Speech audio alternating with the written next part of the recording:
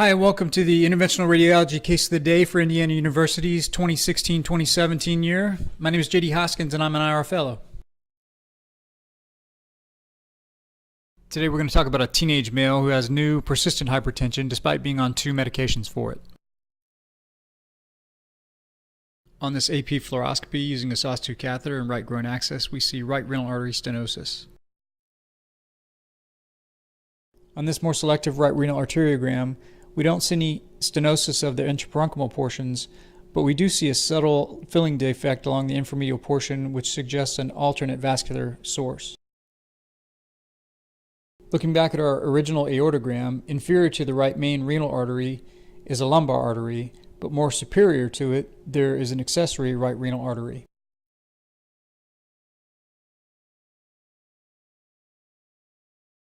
Our left image here is a selected arteriogram of the accessory renal artery, and on the right is our original main renal arteriogram. And we can show that the left image fills that defect that was originally seen on the right image. Here's a left renal arteriogram that on first glance doesn't have any gross areas of stenosis. But if you look more closely, inferiorly there is an area of collaterals, and then more superiorly there is a subtle area of dilatation. And when taken together, this suggests a subtle stenosis of that inferior branch of the left renal artery. Here are some of the main causes of renal artery stenosis, to include lifestyle and diet, angiopathy, and inflammation or vasculitis. Here are some additional causes of renal artery stenosis, to include congenital or disease states, as well as trauma. Of the most common causes of renal artery stenosis, for adults, it's atherosclerosis and fibromuscular dysplasia.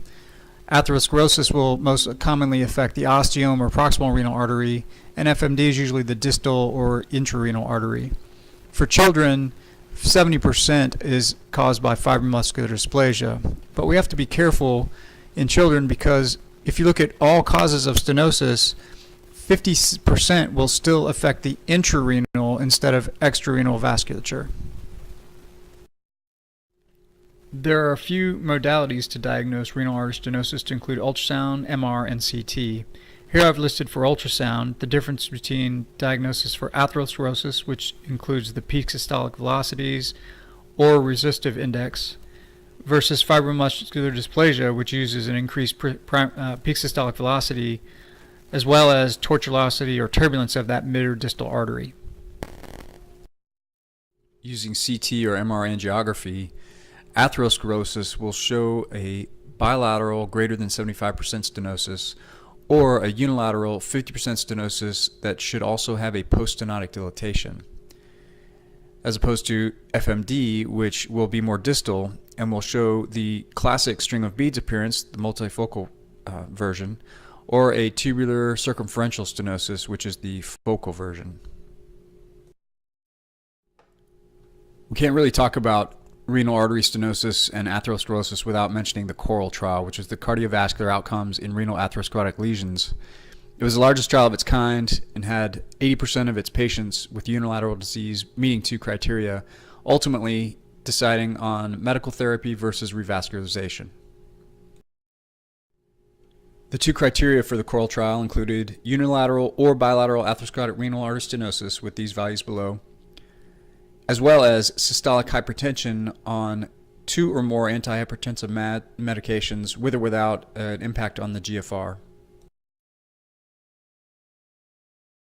All the patients in the trial received antiplatelet therapy and then treatments for their hypertension, hyperlipidemia, and hyperglycemia if they had it. They also all received candesartan, and then they were randomly assigned to either no revascularization or angioplasty of the renal artery with stenting. The median follow-up was 3.5 years. Overall, the trial showed 3 main things. One was that revascularization had no real effect on the primary outcome compared to medical therapy alone, or on the individual components of the primary outcome. It also showed that revascularization with medical therapy only had a 2 millimeter drop in systolic blood pressure versus medical treatment only, and that revascularization complications were uncommon.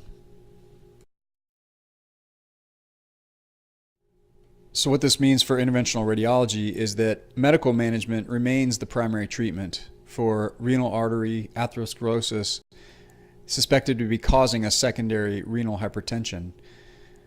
Renal revascularization is really only indicated in a certain subset of patients.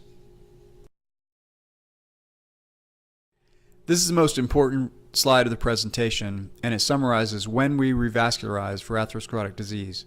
It compares unilateral disease versus bilateral disease, but bilateral also includes people that only have a solitary kidney.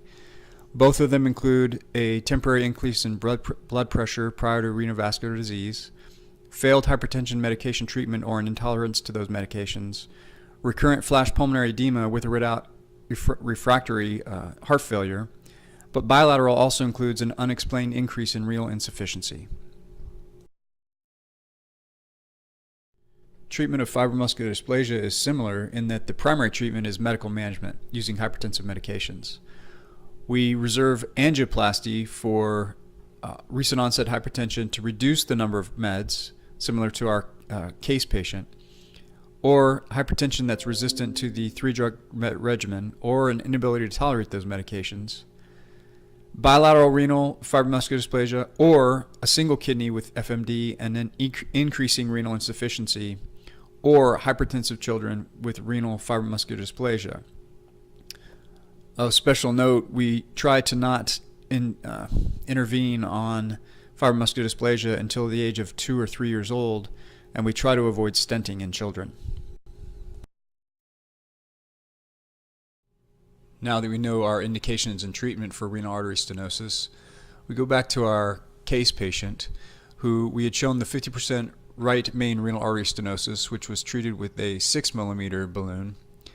And here again, we see the left secondary inferior branch renal artery stenosis, which is about 70% and was treated with a 4, a 5, and a 6 millimeter balloon, as well as a 6 millimeter cutting balloon.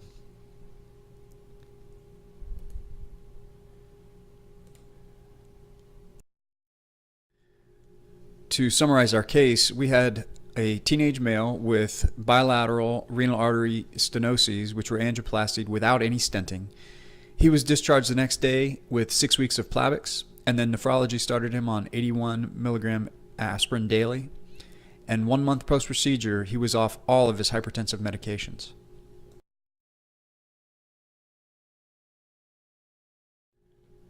The biggest takeaways from this presentation are that the dynamic portions of the angiography can show you some subtle clues, which includes the collateralization, the poststenotic dilatation, and even the variant anatomy, as well as intraparenchymal stenoses, which have to be looked for, especially in children.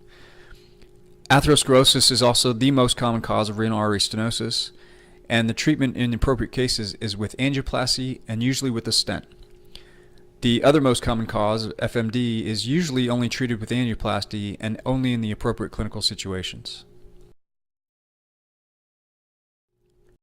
Here are 2 of my references for this presentation,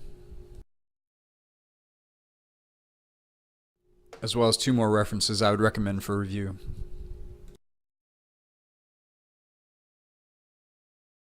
This concludes our interventional radiology case of the day, brought to you by Indiana University.